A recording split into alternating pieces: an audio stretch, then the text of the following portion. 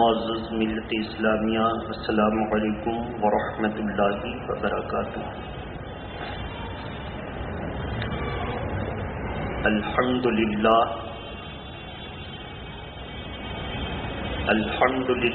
نحمده ونستعینه ونستغفره ونؤمن به ونتوکل علیہ ونعوذ باللہ من شرور انفسنا ومن سیئات اعمالنا، من يهده الله فلا مضل له ومن يضلله فلا هادي له، ونشهد ان لا اله الا الله وحده لا شريك له، ونشهد ان سيدنا محمدا عبده ورسوله، اما بعد فاعوذ باللہ من الشیطان الرجیم، بسم اللہ الرحمن الرحیم۔ یا ایہا الذین آمنوا کتب علیکم الصیام کما کتب علی الذین من قبلکم لعلکم تتقون ایاما معدودہ۔ وقال اللہ تبارک وتعالی فی القرآن المجید، یا ایہا الذین آمنوا لا تتخذوا اليہود والنصارى اولیاء بعضهم اولیاء بعض۔ وقال اللہ تبارک وتعالی فی القرآن المجید، یحلفون باللہ ما قالوا ولقد قالوا کلمۃ الکفر وکفروا بعد اسلامہم۔ صدق اللہ العلی العظیم وبلغنا رسولہ النبی الامین المتین الکریم۔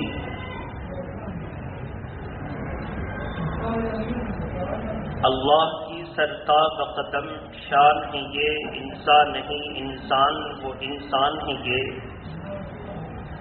قرآن تو بتاتا ہے ایمان انہیں، ایمان یہ کہتا ہے میری جان ہے یہ۔ اور نماز اچھی، حج اچھا، روزہ اچھا، زکوٰۃ اچھی۔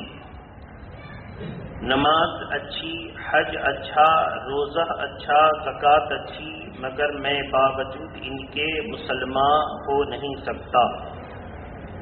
نہ جب تک کٹ مروں شاہ بطحہ کی عزت پر، خدا شاہد ہے کامل میرا ایمان ہو نہیں سکتا۔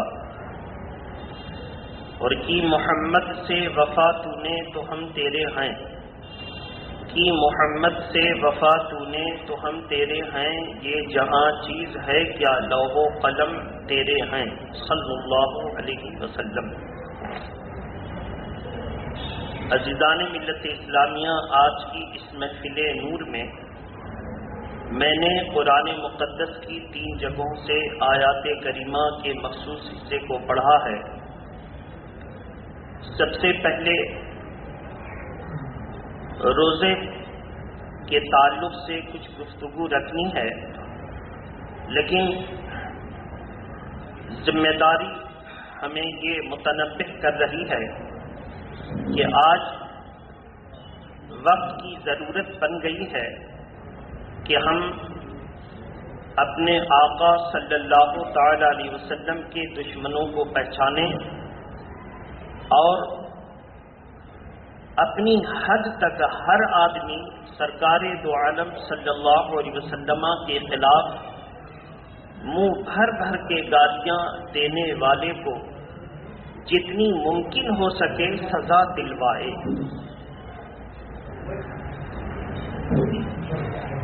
اس لیے کہ بڑے بڑے فقہاء کرام، جس میں ہم امام احمد ابن حنبل، امام اعظم، امام شافعی اور امام مالک کے اقوال کا پورا مغز اور ماحصل آپ کے سامنے رکھیں، ان سے سوال کیا گیا کہ اللہ کے پیارے نبی صلی اللہ تعالی علیہ وسلم کا کوئی شاتم ہو، شاتم شتم کا فاعل ہے، اس کا معنی ہوتا ہے حضور کی گستاخیاں کرنے والا، گالی دینے والا۔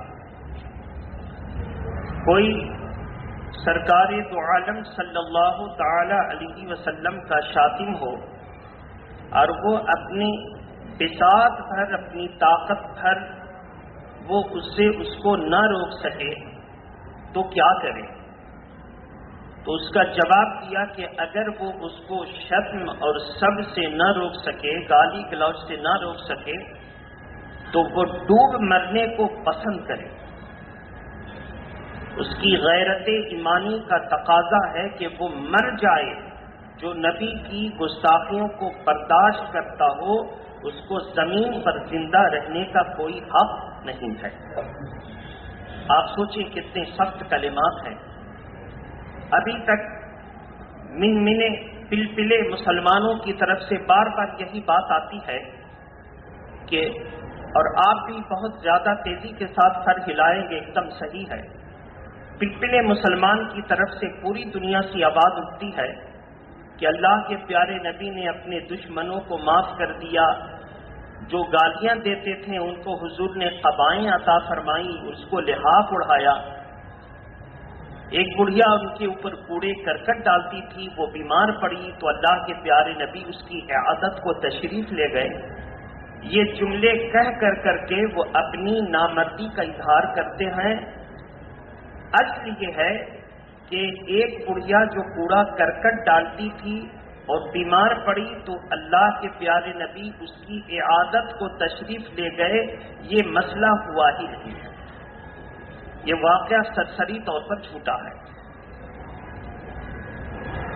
اب یہ کمزور ایمان کے مسلمان جب ان کے باپ دادا کی زمینات چھینی جائیں یا انہیں گالیاں دیا جائے تو یہ مارنے مرنے کے لیے تیار ہو جاتے ہیں، لیکن جب اللہ کے پیارے نبی کی بات آتی ہے تو یہ جملہ بول کر کے اپنی نامردی کا اظہار کرتے ہیں کہ حضور تو اپنے دشمنوں کو بھی دعائیں دیا کرتے، بلکہ اللہ کے پیارے نبی صلی اللہ علیہ وسلم کی تاریخ انہوں نے پڑھی ہی نہیں۔ اگر پڑھی ہوتی تو یہ پلپلا پن ان کے اندر موجود نہیں ہوتا۔ ایک طرف اللہ کے پیارے نبی صلی اللہ علیہ وسلم ان کو دعائیں دے رہے ہیں جن کے مقدر میں ایمان ہے۔ اب بتائیے دنیا میں کون ایسا انسان ہے حضور کے بعد جس کو کل کس کی تقدیر میں ایمان ہے وہ جان رہا ہوگا؟ اللہ کے پیارے نبی کو اللہ کی طرف سے خبر تھی کہ یہ مسلمان ہوگا، تو اللہ کے پیارے نبی نے اس کے ساتھ نرمی فرمائی کہ جن کے مقدر میں اسلام ہے ان کے ساتھ نرمی کی جائے، تالیف قلبی کی جائے تاکہ وہ اسلام کو قبول کر لیں۔ لیکن جن کے مقدر میں ایمان نہیں ہے تو قول ہم آپ کے سامنے پیش کریں گے۔ محبت کے ساتھ درود شریف پڑھیں۔ اللہم صلی علی سیدنا شفیعنا حبیبنا مولانا محمد معدن الجود والکرم منبع العلم والحلم والحکم وعلى آلہ واصحابہ واہل بیتہ وازواجہ وبارک وسلم۔ سب سے پہلے حضرت سیدنا جبریل علیہ السلام کا قول، اللہ کے پیارے نبی صلی اللہ علیہ وسلم نے جب اعلاء کلمہ حق بلند کیا تو سب سے بڑے 5 دشمن مکہ میں ظاہر ہوئے۔ کتنے؟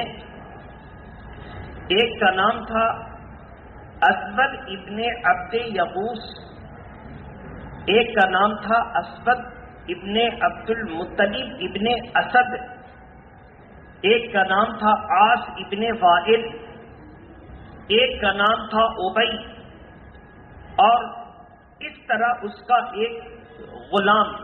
یہ 5 مل کر کے اللہ کے پیارے نبی کو سخت اذیت دیتا تھا، تکلیف دیتا تھا، نازیبا کلمات کہہ کے ماحول کو خراب کرتا تھا۔ اللہ کے پیارے نبی صلی اللہ تعالی وسلم حلم و تدبر کا مظاہرہ فرماتے، اذیت پہنچتی تو صبر کرتے۔ ایک مرتبہ میرے آقا صلی اللہ تعالی علیہ وسلم کعبہ کے دروازے کے پاس کھڑے تھے اور یہ 5 ظالم کعبہ کا طواف کر رہے تھے۔ اسلام سے قبل، حافظ صاحب کو آنے دیجیے، اسلام سے قبل درود شریف پڑھیے۔ اللہم صلی علی سیدنا شفیعنا حبیبنا مولانا محمد نادر الجود والکرم وآلہ واصحابہ وبارک وسلم صلاۃ و سلاما علیک یا رسول اللہ۔ اسلام سے قبل اللہ کے پیارے نبی صلی اللہ تعالی علیہ وسلم کو سب لوگ امین، صادق الوعد، سب سے بہترین انسان، سب سے شریف، نسب کے اعتبار سے شریف اور ذات کے اعتبار سے بھی کہا کرتے تھے۔ لیکن جب اللہ کے پیارے نبی نے اسلام کو قبول کر لیے، اسلام کی قبولیت کا اعلان فرما کر لوگوں سے قبولیت کے وعدے لیے اور اللہ کا پیغام پہنچایا اور کہا اللہ ایک ہے، میں اس کا رسول، تو جیسے ہی یہ جملہ سنا، جن کے تقدیر میں ایمان نہیں تھا یا تاخیر سے ایمان تھا، وہ سب کے سب دشمن بن گئے۔ اللہ کے پیارے نبی نے اب ایسی جماعت جو دشمن بن گئے ان کے ساتھ دو طرح کا سلوک فرمایا۔ ایک کے ساتھ نرمی والا سلوک فرمایا، برداشت کیا، اور ایک کے ساتھ سختی والا سلوک فرمایا۔ جن کے ساتھ نرمی والا سلوک فرمایا ان کی مثال لوگ دیتے ہیں کہ وہ گالیاں دیتے تھے، حضور ان کو دعائیں دیتے تھے، اور جن کے ساتھ سختی والا سلوک فرمایا اس کو لوگ چھپانے کی کوشش کرتے ہیں۔ یہ کون لوگ؟ پنپلے لوگ۔ صحیح یہ ہے کہ دونوں کو ظاہر کیا جائے۔ تو یہ 5 لوگ حضور کو سخت تکلیف دیا کرتے تھے۔ حضرت جبریل امین حضور کی بارگاہ میں حاضر ہوئے۔ جبریل امین نے کہا یا رسول اللہ، ان ظالموں سے آپ کو تکلیف ہے؟ کہا ہاں۔ جبریل نے ایک ایک کی طرف اشارہ کیا، اور جس کی طرف اشارہ کیا، جس کے سر کی طرف اشارہ کیا، اچانک اس کے سر میں درد ہوا، پورا سر ورم سے بھر گیا، دماغ پیپ بن کر کے بہ کر نکلا، اسی حال میں تڑپ کر وہ مر گیا۔ اس میں سے ایک کی طرف پیر کے تلوے کی طرف اشارہ کیا، وہ اپنے گدھے پر سوار ہو کر گیا، اس کا گدھا خاردار کانٹوں پر جا کر بیٹھ گیا، اس کے پیر میں کانٹا چبھا اور اس کی وجہ سے پورا بدن زخم سے سڑ گیا، اسی حالت میں تڑپ کر مر گیا۔ ایک کے پنڈلی کی طرف اشارہ کیا، اسی وقت اس کے پنڈلی میں زخم بھرا، مواد بھرا، وہ تڑپ کر۔ اس طرح 5 کو سزا مل گئی۔ اللہ کے پیارے نبی صلی اللہ تعالی علیہ وسلم ان 5 کی اذیت کو جبریل امین سے ذکر کیا، تو جو اللہ کے نبی ساری امت کے لیے دعائیں کرتے تھے وہ ان کے لیے بددعائیں بھی فرمائیں، اور جبریل امین نے ان کی بددعاؤں پر آمین بھی کہا اور ان کو ہلاک و برباد بھی کر دیا۔ اسلام کا ایک پہلو ہے نرمی کرنا، اور اسلام کا ایک پہلو بھی ہے سختی کرنا۔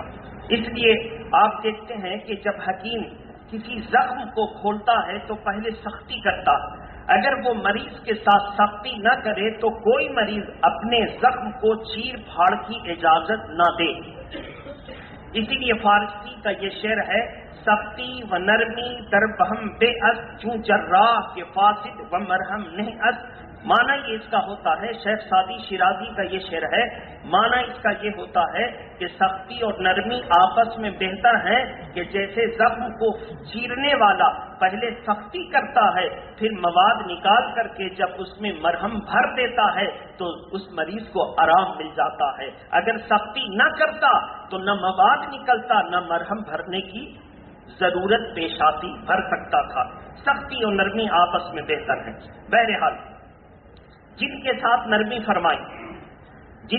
نرمی فرمائی وہ حضرت ابو سفیان ہیں اسلام سے قبل۔ اب ان کا عمل کیسا تھا وہ دیکھیے۔ اسلام سے قبل وہ مسلمانوں کے اتنے بڑے دشمن تھے کہ جنگ احد میں سب سے زیادہ نقصان ہوا تھا ابو سفیان کی وجہ سے۔ ابو سفیان کون ہے؟ یزید کے دادا۔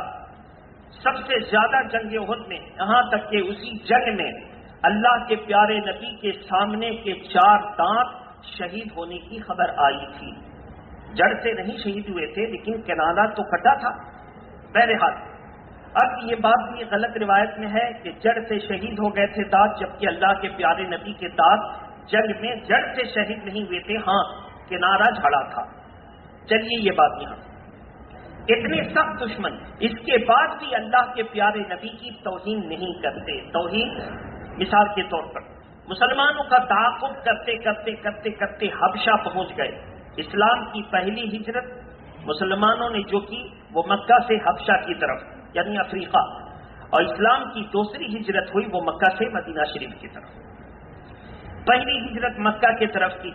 بہرحال یہ تعاقب کرتے ہوئے وہاں قریش کے قبیلوں کی طرف سے نمائندہ بن کر کے پہنچے اور وہاں کے شاہ نجاشی بادشاہ کے دربار میں حاضر ہوئے اور اس سے وقت لیا. کہا کہ میرے ملک سے کچھ لوگ بھاگ کر آ گئے ہیں، آپ کے شہر میں بدامنی کریں گے، آپ کے شہر کے واتاورن کو بگاڑیں گے، بدامنی پھیلائیں گے، سرکشی کریں گے، اور وہ ہمارے یہاں ایک نئے مذہب کی بنیاد ڈال رہے ہیں ان کے پیروکار میں. بادشاہ نے کہا اچھا، جو آیا ہے اس کو میرے دربار میں پیش کرو، لیکن اکیلے نہیں، وہ سب کے سامنے جس نے اعلان نبوت کیا ہے ان کے بارے میں سب کے سامنے بیان دے. ابو سفیان کو مشرکین کی طرف سے بیان دینے کی اجازت دی گئی. بادشاہ نے ابو سفیان سے پوچھا کہ اچھا ایک بات بتاؤ کہ جس نے نبوت کا اعلان کیا ہے اس کے خاندان میں کوئی بادشاہ گزرا؟ کہا کہ نہیں، اس کے خاندان میں کوئی بادشاہ نہیں گزرا. کہا کہ میں نے انجیل میں یہی پڑھا ہے کہ جو آخری نبی ہوں گے ان کے خاندان میں کوئی بادشاہ نہیں ہوگا. اس کا مطلب یہ ہے اگر ان کے خاندان میں کوئی بادشاہ ہوتا تو کہا جا سکتا تھا یہ جو اعلان نبوت کرتے ہیں اس کی آڑ میں اپنے باپ دادا کی بادشاہت کو پھر لانا چاہتے ہیں، لیکن ایسی بات نہیں ہے. تو تم نے ایک پہچان تو بتا دی، چاہے جان کر بتاؤ یا ایسے بتاؤ. کہا ایک بات بتاؤ، انہوں نے کبھی جھوٹ کہا ہے، کبھی وعدہ خلافی کی ہے؟ کہا کہ نہیں، کبھی انہوں نے جھوٹ نہیں کہا. دیکھیے دشمن ہے، آیا ہے لینے کے لیے، لیکن ایک دم بات وہی کر رہا ہے جو ہے. بہرحال اس طرح کی بہت ساری تعریفات کر دی. اس کے پیچھے سے جتنے ماننے والے پہنچے تھے وہ اس کی قمیصیں ٹانتے تھے کہ کیا کہہ رہا ہے تو، کیا کہہ رہا ہے.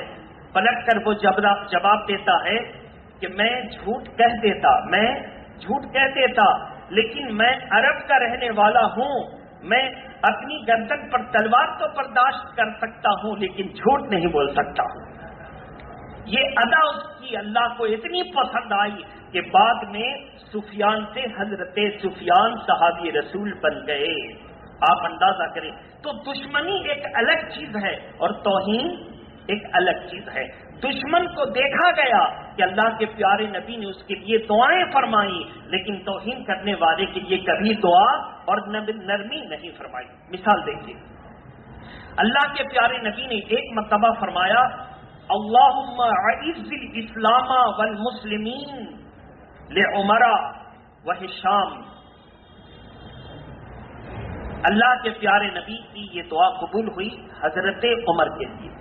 اے اللہ اسلام اور مسلمانوں کو عزت عطا فرما عمر سے یا ابو جہل سے. پھر اس کے بعد خاص دعا فرمائی اے اللہ اسلام کو عزت عطا فرما، عمر کو اسلام کی توفیق عطا فرما کر. ابھی دعا فرمائی تھی. ایک عمر کے دوست تھے مسلمان صحابی رسول، دوڑے ہوئے گئے اور حضرت عمر کو بشارت دی اللہ تبارک تعالیٰ آپ کو اسلام کی توفیق عطا فرمائے. میں نے اپنے کانوں سے سنا ہے کہ اللہ کے پیارے نبی آپ کے لیے دعائے ہدایت فرما رہے ہیں. انہوں نے اسی وقت ان کے اندر ایک انقلاب پپا ہوا اور وہ کہا کہ اچھا میرے لیے ہدایت. اب دیکھیے ری ایکشن کیسے کرتے ہیں. ایکشن تو ہوا ہدایت، ری ایکشن کیسے ہوتا ہے.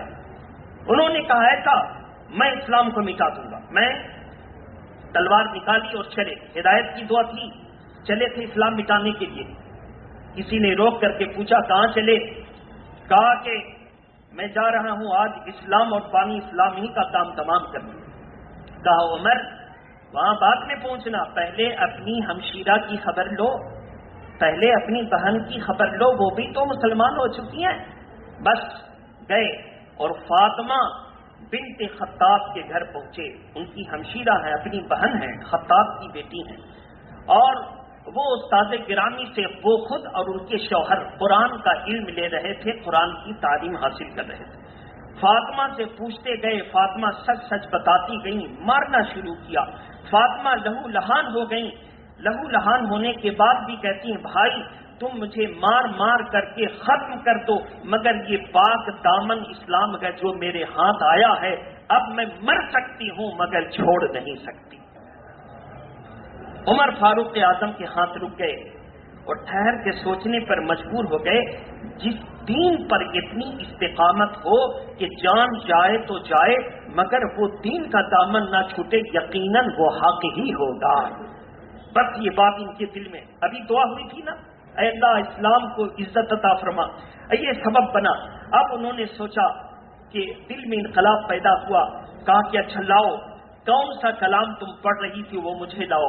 کہا کہ اس کلام کا ارشاد ہے لا یمسہ الا المطہرون تنزیل من رب العالمین، اسے ناپاک ہاتھ نہ چھوئیں کیونکہ اللہ رب العزت کی طرف سے یہ نازل ہوا.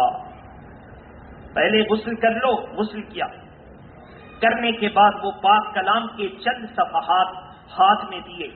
وہ صفحات ہاتھ میں آئے اتفاق سے وہ 16ویں پارے میں سورہ طٰہٰ کی آیت کریمہ شروع کی تھیں. طٰہٰ ما انزلنا علیک القرآن لتشقی، جیسے پڑھا عمر فاروق اعظم کانپنے لگے، خوف و خشیت الہی سے لرزنے لگے. قریب تھا کہ ان کے ہاتھ سے وہ صفحات گر جاتے. فاطمہ بڑھ کر پکڑتی ہیں اور کہا کہ بھائی اب آپ نے کیا فیصلہ کیا؟ کہا کہ بے شک جو میں نے پڑھا ہے یہ کلام اللہ کا کلام ہے، کسی انسان کا کلام نہیں ہو سکتا، یہ اللہ کا کلام ہے. چلو مجھ مجرم کو لے کر کے چلو.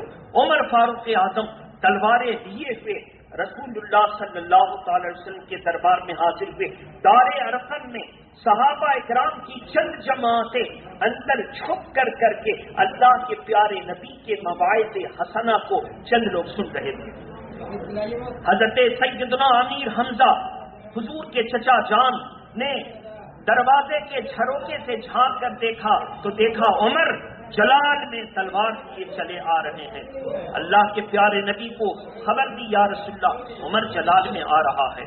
اللہ کے پیارے نبی نے آنے دو، اگر وہ برے ارادے سے آیا ہے تو ناکام ہوگا. عمر آئے، دروازہ بند تھا، حضور کے حکم سے دروازہ کھولا گیا. صحابہ لرزنے لگے، نہ جانے یہ بہادر نوجوان ہے، قوم کا سردار ہے، تلوار میں دم ہے، اس کی عقل بھی سلامت ہے، نہ جانے کیا کر بیٹھے. حضور نے فرمایا دروازہ کھول دو، کوئی ڈر نہیں، کوئی خوف نہیں. دروازہ کھول دیا گیا. صحابہ اپنے دل کو تھام کر بیٹھے ہیں، نہ جانے کیا ہو جائے. عمر فاروق اعظم آئے. اللہ کے پیارے نبی نے عمر کا دامن پکڑ کے جھنجھوڑا. کیا اب حق کو قبول کرنے کا وقت نہیں یا عمر؟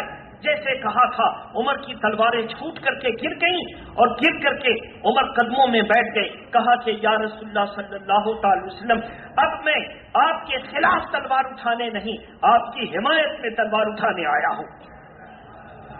میرے محترم تو دیکھیے دونوں سکے کا دونوں رخ دیکھیے. ایک پلپلے مسلمان اور پلپلے مقرری کی طرف سے آپ نے سنا کہ حضور کو جو گالیاں دیتے تھے ان کو وہ دعائیں دیتے تھے. تو پھر یہ سب کیا ہے؟ اللہ کے پیارے نبی نے ان کو دعائیں دی جن کے مقدر میں اسلام تھا، اور جن کے مقدر میں اسلام نہیں تھا وہ حضور کے دشمن تھے، ساتھ میں توہین بھی کرتے تھے. تو دشمن کو ہدایت کی توفیق ملی، دعائیں ان کے لیے ہوئیں. لیکن جو توہین کرتے تھے نہ ان کے لیے دعائیں ہوئیں، نہ ان کو کوئی موقع ملا. اللہ کے پیارے نبی نے فرمایا کون ہے جو رافع یہودی کو جا کر قتل کرتے؟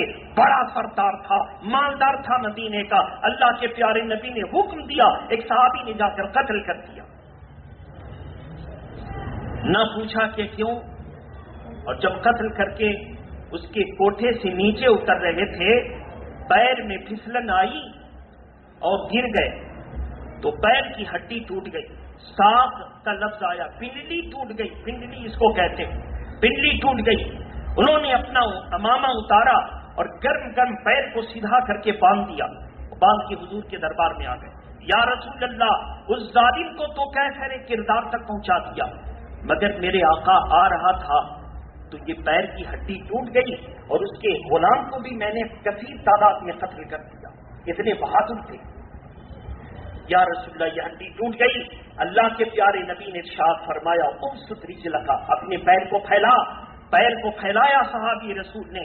اللہ کے پیارے نبی نے وہ امامہ ہٹایا، اپنے لعاب دہن کو نکالا اور اس ٹوٹی ہوئی ہڈی پر لگا دیا. ہڈی ٹوٹی ہوئی تھی، اس کو سیدھا کر کے ہڈی اندر کی، کتنا درد ہوتا ہوگا. ہڈی اندر کی ٹوٹی ہوئی ہڈی پر لعاب دہن لگایا، ہاتھ پھیرا، پھر اس کے بعد امامہ ہٹا دیا. امامہ ہٹایا تو صحابی رسول اپنے پیر کو، ٹوٹی ہوئی پیروں میں حرکت نہیں ہوتی، وہ حرکت دے گا تو خون بہے گا، درد ہوگا، لیکن اس کا قدم حرکت نہیں کرے گا، مطلب پنجہ ٹوٹا ہوا کہاں سے حرکت کرے گا. اب اس کے بعد حرکت دی، انگلیوں کو بجایا، انگلیوں کو گھمایا، سب اپنی جگہ ایکٹیو اور کام کر رہے ہیں. اس کے بعد کھڑے ہو گئے، ایک پیر پر بوجھ دیا، دوسرے پیر پر بوجھ دیا، کہا اللہ کی قسم جس نے آپ کو حق کے ساتھ بھیجا ہے، یا رسول اللہ میں آپ کے دشمنوں کا کام تمام کر رہا تھا، آپ نے اپنا تبرک میرے پیر پر لگا دیا. اب تو سمجھ میں نہیں آتا کہ کون سا پیر ٹوٹا تھا، اب میری دونوں ٹانگیں اچھی ہو گئی، بلکہ جو ٹانگ ٹوٹی تھی اس میں طاقت زیادہ محسوس کر رہا ہوں. یہ ہے اللہ کے پیارے نبی کے دشمنوں سے بدلہ لینے کا انعام. یہ تو دنیا کا انعام ہے جناب، جو آخرت کا انعام ہوگا وہ اللہ ہی جانتا ہے کتنا بڑا انعام ہوگا. تو میرے محترم بزرگ و دوستو، ایک ظالم ہندو مذہب کا، اس نے تمام ہندو مذہب کے دین سے بھی کھلواڑ اور ان کے یقین سے کھلواڑ کر کے اور ان کے امن و شانتی سے کھلواڑ کر کے، جبکہ اس کے خلاف ہندو بھی ہیں، تو اس نے میرے آقا کی شان میں قریب 2 مہینے سے گستاخیاں کر رہا ہے. ہر طرف سے اس کے لیے جو ہے FIR درج کیے گئے، لیکن چونکہ وہ حکومت کا کتا ہے، اس کا کچھ نہیں ہو رہا ہے، نہ گرفتاری ہو رہی ہے. ایسی صورت میں ہم بھی اللہ کے پیارے نبی کے غلاموں میں سے ہمارے شہر سے لوگ اٹھیں اور اٹھ کر کے جا کر کے وکلا سے پہلے مشورہ کریں، کچھ اپنے غیر مسلم دوستوں کو اپنے ساتھ ملائیں اور ان کا ساتھ لے کر کے وکلا سے مشورہ کریں، اور مشورہ کر کے کورٹ سے FIR کر کے اس پر مقدمہ دائر کریں اور پوری طاقت اور یقین کے ساتھ مقدمے کی پیروی کریں. اس وقت پر تک پیروی کریں، یا تو زندہ رہیں تو شان سے زندہ رہیں، اور موت آ جائے تو حضور کی حمایت میں لڑتے لڑتے موت آ جائے. اگر یہ عزم مصمم لے کر کے اٹھیں گے، کوئی کسی کو پیچھے نہ کرے، بلکہ ہر آدمی اپنے حصے کا کام کرے. آج 1.5 مہینے سے تقریباً ہم لوگ نہ رات میں نیند آتی ہے، نہ جن کو چین قرار ملتا ہے. جب اٹھو تو کوئی اس کے بارے میں خبر، فوراً مواد تیار کرو، اور تیار کرنے کے بعد ایک دوسرے سے صلاح و مشورہ کرو، کیسے کیا جائے، کیسے کیا کرنا چاہیے. ایسی صورت میں ہمارے ہندوستان کا ایک نوجوان عالم حضرت مفتی سلمان اظہری، اللہ ان کے مرتبے کو بلند فرمائے، انہوں نے اس کو مباہلہ کا چیلنج دیا، اور اس ظالم نے اپنے ہندو مذہب کو خوش کرنے کے لیے مباہلہ کا چیلنج قبول کیا، اور اس نے کہا ٹھیک ہے، اگنی پریکشا کے لیے ہم تیار ہیں. انہوں نے کہا مباہلہ کا چیلنج مسلم اور کافروں کے درمیان ہوتا ہے، تو کافر ہے، ظالم ہے، میرے نبی کا دشمن اور گستاخ رسول ہے، مباہلہ کا چیلنج، آگ جلائی جائے، پرمیشن تو دے گا، کورٹ کچہری سے پرمیشن، حکومت کا کتا تو ہے تو حکومت سے پرمیشن تو لے گا، اور دہلی کے رام لیلا میدان میں چلے گے، آگ جلائی جائے گی، ہم بھی اس میں جائیں گے، تو بھی اس میں جائے گا. جس کو آگ جلا دے گی وہ باطل ہوگا، جس کو آگ محفوظ کر لے گی وہ حق پر ہوگا. لیکن آپ کو سن کر کے خوشی ہوگی، وہ ظالم کچھ دن تک تو پینگے چھاٹتا رہا، اور اس کے بعد اس نے پرمیشن نہ ملنے کا بہانہ کر کے پیچھے ہٹ جاتا ہے اور کہتا میں اس مباہلہ میں نہیں جا سکتا، اس لیے کہ فتنہ ہوگا، فساد ہوگا. اس نے فتنہ اور فساد کے راستے اختیار کیے. اس کا کہنا ہے کہ میں پورے ہندوستان کے ہندوؤں کو بیدار کروں گا اور مسلمانوں کے خلاف بھڑکاؤں گا، لہذا ایسے جمہوری ملک میں ہم کو روڈ پر تلوار لے کر کے نکلنے کی اجازت تو نہیں ہے، لیکن کورٹ میں جا کر مقدمہ کرنے، مقدمہ کی پوری طاقت کے ساتھ پیروی کرنے کا ہمیں حق ہے، تاکہ اللہ کے پیارے نبی کے دور میں اس وقت جس طرح مقابلہ کرنے کا حکم تھا، میرے صحابہ نے اپنی جان کو پیش کر کے مقابلہ کیا. جمہوری ملک میں ہم لوگوں کو اپنے آئین اور قانون کو جو ہے بروئے کار لاتے ہوئے جس طرح دشمنان رسول اور شاطمان رسول سے مقابلہ کا حکم ہے، ہم اس کو اپنائیں اور یہ ثبوت پیش کریں کہ یا رسول اللہ ہم آپ کے غلام ہیں. آپ نے آواز دی ہے کہ کون ہے جو میرے دشمنوں کو مارے، تو یہ غلام انگت سے بھی اٹھتا چلا جائے. اگر آپ کا وجدان کہہ رہا ہے کہ نبی کے دشمنوں سے بدلہ لینا چاہیے تو پھر اٹھیے، میٹنگیں کیجیے اور جو ہو سکتا ہے وہ کر سکتے. جو ہو سکتا ہے وہ قانون کے دائرے میں رہ کر کے کر گزریے. کبھی بھی ایسے مشتعل نوجوان کو ساتھ مت رکھیے گا جو بگڑے، جو بنے ہوئے کام کو بگاڑ دے. اپنی نادانش مندی کی وجہ سے ہم کو تخریب کاری نہیں کرنی، بدامنی نہیں پھیلانی. ہم کو غیر مسلموں کے بھی امن و امان کا لحاظ کرتے ہوئے ان کو اپنے ساتھ ملانا ہے، ان کو بتانا ہے کہ بتا اپنے مذہب میں اس کو اپنے مذہبی کتاب کا ایک صفحہ یاد نہیں ہوگا، اس کو اپنے مذہبی بڑے بڑے لوگوں کی معلومات نہیں ہوگی، اور وہ میرے نبی کی شان میں گستاخیاں کر رہا ہے. اس لیے کر رہا ہے تاکہ وہ اپنے کتابوں کی کمیوں کو چھپا سکے. ان لوگوں کے پاس علم نہیں ہوتا. اگر علم ہوتا تو وہ شانت مزاج کے ہوتے. علم نہیں ہوتا تو اس طرح بھڑکیلی باتیں کہہ کر کے معاملے کو خراب کرتے ہیں. جس کے پاس علم ہوتا ہے وہ اس طرح کے جملے نہیں کہتا، وہ جملے کہتا ہے تو موتیاں جھڑتی نظر آتے ہیں. تو میرے محترم بزرگوں دوستو، ہر آدمی اپنے اپنے ذمے کا کام کرے. جس کے ذمے جو کام ہے وہ کریں. تحریر کرنے والے تحریر کریں، اخبارات میں لکھنے والے اخبارات لکھیں، واعظ و نصیحت کر کر کے مسلمان میں بیداری لانے والے بیداری لائیں، محنت کرنے والے محنت کریں. دولت مند حضرات کوٹ کچہری پر روپیہ خرچ کریں، طاقتور لوگ اس کے خلاف احتجاج کریں.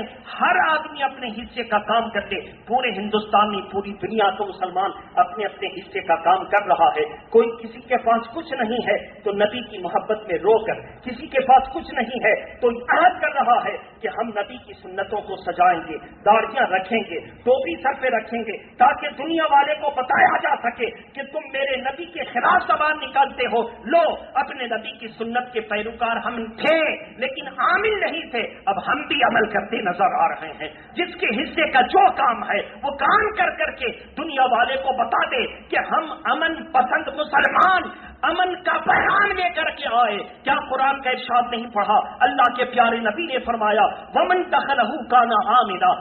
جب جنگ بدر کے بعد اللہ کے پیارے نبی صلی اللہ علیہ وسلم فاتح بن کر کے مکہ میں داخل ہوئے تو فرمایا اگر کوئی امن چاہتا ہے تو اللہ کے گھر چلا جائے، کوئی امن چاہتا ہے تو کعبہ چلا جائے. اور جو اس میں داخل ہو گیا وہ امن میں آ گیا. اس سے پتہ چلا اسلام امن کا مذہب ہے. اسلام کے بانی کعبہ مکہ معظمہ میں پیدا ہوئے. امن کی بات وہاں سے اٹھی ہے. ہم امن پسند مسلمان کے امن و امان میں اگر کوئی بھنگ ڈالے، ہم اپنے دشمن کو تو معاف کر سکتے ہیں، نبی کے دشمن کو معاف نہیں کر سکتے. کہ محمد سے وفا تو نے تو ہم تیرے ہیں، یہ جہاں چیز ہے کیا لوح و قلم تیرے ہیں. وآخر دعوانا ان الحمدللہ رب العالمین. السلام علیکم. کھڑے ہو جائیں.